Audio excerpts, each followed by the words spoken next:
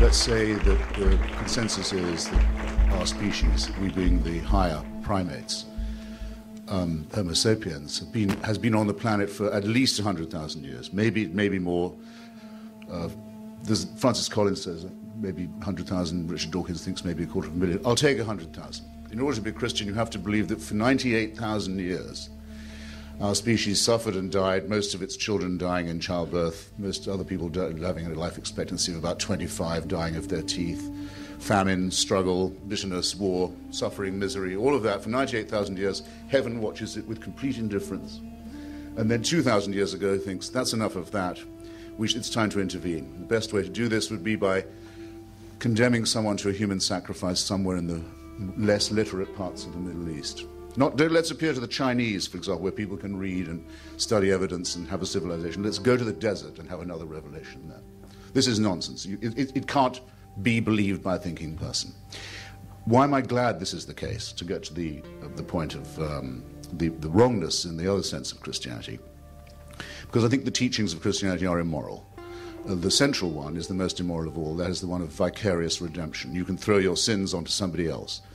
Vulgarly known as scapegoating, in fact, or originating as scapegoating in the same area, the same desert. I can pay your debt if I love you.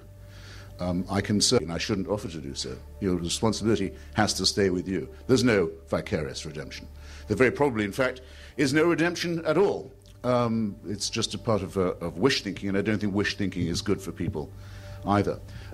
It even manages to pollute the central question, the word I just employed, the most important word of all, the word love, by making love compulsory, by saying you must love.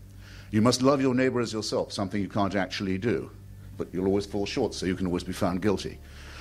By saying you must love someone who you also must fear, that's to say a supreme being, an eternal father, someone of whom you must be afraid, but you must love him too. If you fail in this duty, you're again a wretched sinner. This is not mentally or morally or intellectually healthy, and that brings me to the final objection. I'll condense it, Dr. Olaski, which is this is a totalitarian system.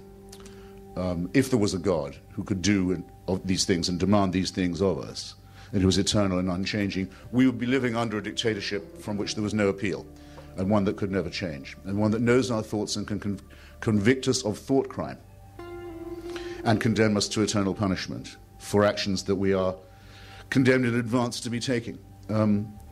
All this in the round, and I could say more, it's an excellent thing that there's absolutely no reason to believe any of it to be true.